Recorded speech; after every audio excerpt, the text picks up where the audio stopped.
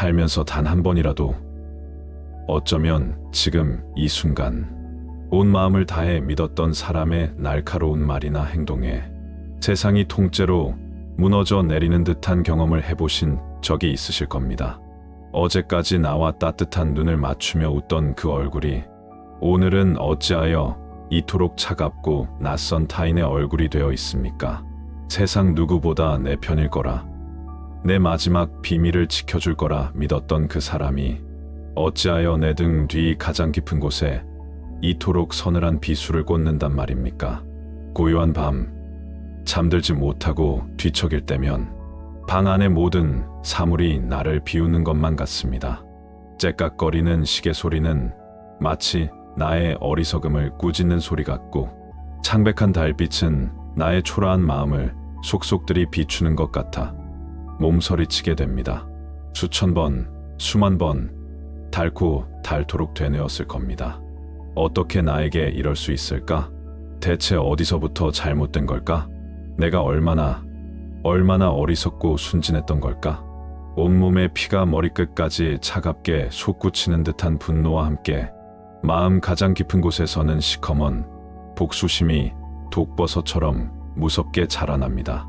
그래, 내가 겪은 이 고통의 1000분의 1이라도, 아니 10,000분의 1이라도 너는 반드시 느껴봐야 한다. 그 마음, 그 처절한 외침은 너무나 자연스럽고 인간적인 감정입니다. 결코 당신이 악해서가 아닙니다. 하지만 오늘 지혜의 길에서는 용기를 내어 함께 질문을 던져보고자 합니다.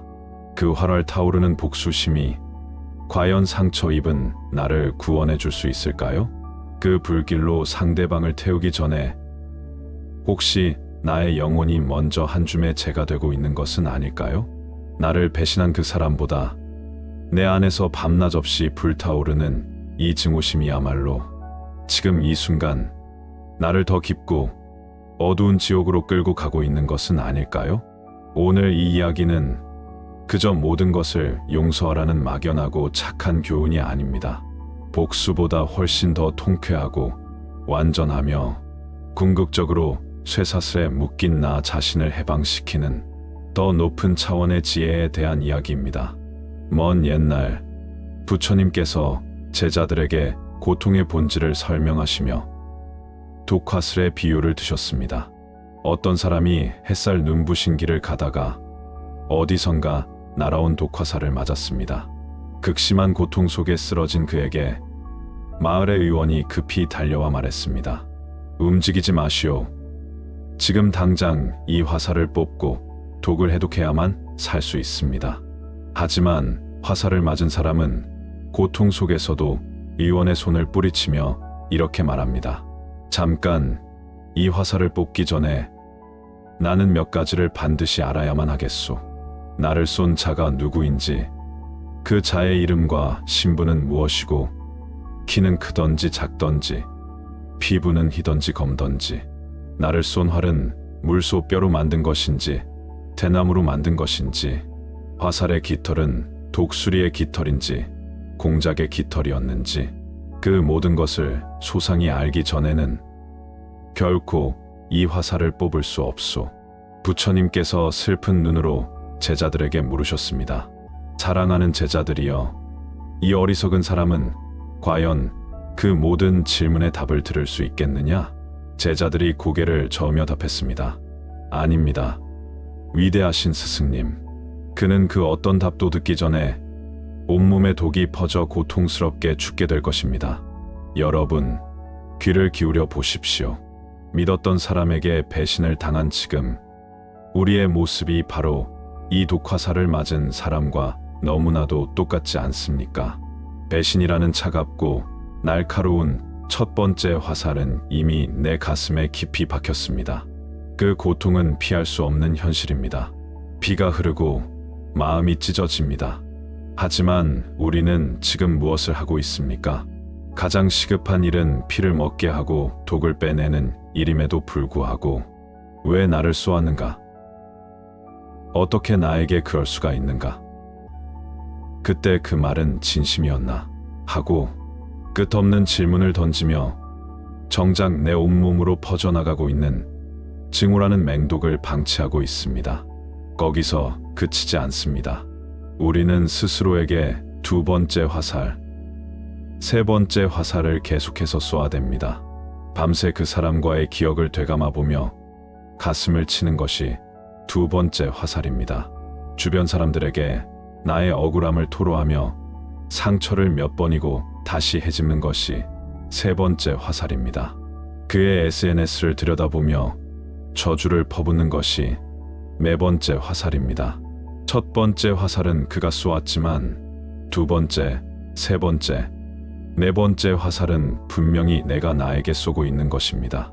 불교의 가르침은 서늘할 만큼 명확합니다. 지혜로운 사람이라면 누가 왜 어떻게 쏘았는지를 따지는 부질없는 질문을 멈추고 가장 먼저 가장 시급하게 자신의 몸에 박힌 화살을 뽑아내고 스스로의 상처를 치유하는 일에 모든 힘을 집중할 것입니다. 이것이 복수보다 현명한 첫 번째 지혜입니다. 나의 모든 관심을 상대방에게서 나 자신에게로 온전히 되돌리는 것.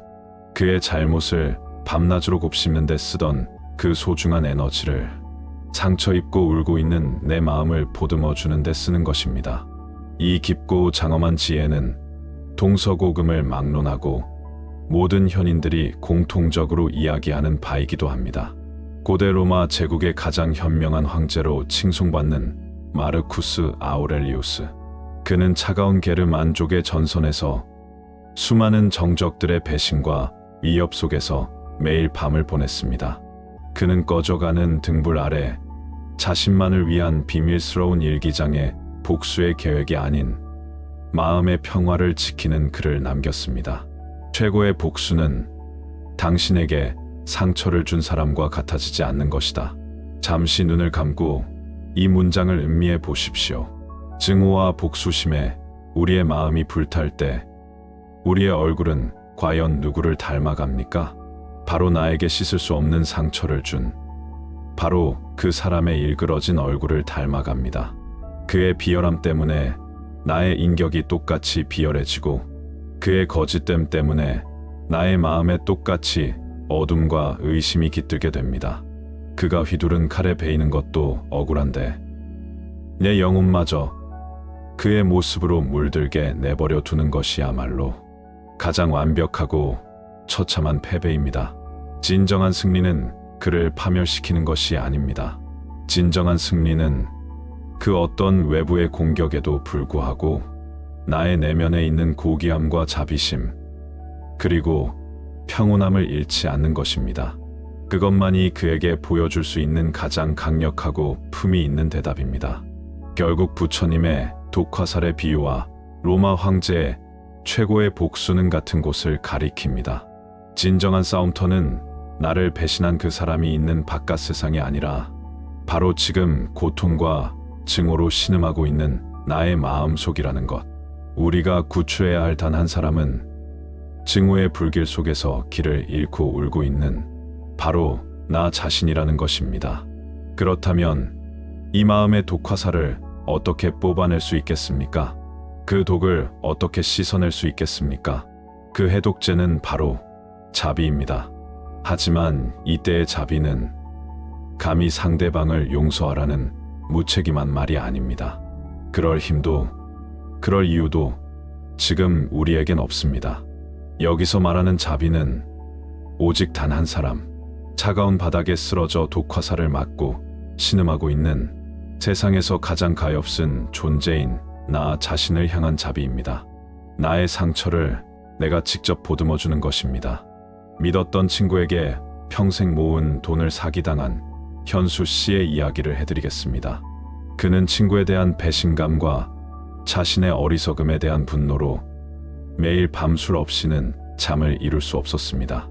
길을 걷다가도 밥을 먹다가도 울화가 치밀어 올라 견딜 수가 없었습니다. 그의 마음은 완벽히 복수라는 지옥에 갇혀버렸습니다. 그러던 어느 날 한 스님이 그에게 물었습니다. 거사님, 그 친구는 거사님의 돈을 훔쳐갔지만 지금 거사님은 스스로의 잠과 밥맛과 웃음과 남은 인생 전부를 도둑 맞고 있는 것을 아십니까? 도둑은 한 명인데 왜 피해는 거사님 혼자 다 보고 계십니까? 그 한마디에 현수 씨는 거대한 망치로 머리를 맞은 듯한 충격을 받았습니다. 그렇다. 친구는 이미 내 인생에서 사라지고 없는데 나는 여전히 그 친구를 내 마음의 주인으로 삼고 그의 그림자에게 매일매일 나 자신을 채찍질하고 있었던 것입니다. 그날 이후 현수 씨는 복수를 계획하는 대신 새벽마다 집 근처의 작은 산을 오르기 시작했습니다. 처음에는 산을 오르면서도 친구에 대한 욕이 튀어나왔지만 그는 그저 걷고 또 걸었습니다. 차가운 새벽 공기를 들이마시고 거친 숨을 내쉬고 발바닥에 전해지는 흙의 감촉에 모든 신경을 집중했습니다. 그는 비로소 친구가 아닌 자기 자신에게로 관심을 돌리기 시작한 것입니다. 돈은 잃었지만 남은 인생마저 송두리째 잃을 수는 없었기 때문입니다. 이것이 그가 스스로를 위해 사용한 첫 번째 해독제였습니다. 이제 우리 마음에 박힌 독화살을 뽑아내고 그 독을 정화할 수 있는 3가지 구체적인 실천법을 제안합니다. 첫째는 독의 실체 관찰하기입니다. 복수심과 분노가 화산처럼 치밀어 오를 때 그 감정을 억누르거나 다른 곳으로 돌리려 애쓰지 마십시오. 잠시 하던 일을 멈추고 고요히 앉아 그 감각이 내 몸을 통과해 지나가도록 허락해 주십시오. 아, 분노가 지금 내 가슴을 뜨겁게 만드는구나. 심장이 빠르게 뛰는구나. 어깨가 돌처럼 굳어지는구나. 이렇게 감정을 나쁜 생각이 아닌 몸의 감각으로 바라보는 순간 놀라운 일이 벌어집니다. 우리는 감정의 폭풍에 휩쓸려가는 대신 폭풍 우치는 바다를 언덕 위에서 고요히 바라보는 등대지기가 됩니다. 둘째는 상처 입은 나를 위한 자비 기원입니다. 지금 이 세상에서 가장 큰 위로와 따뜻한 사랑이 필요한 사람은 바로 당신입니다.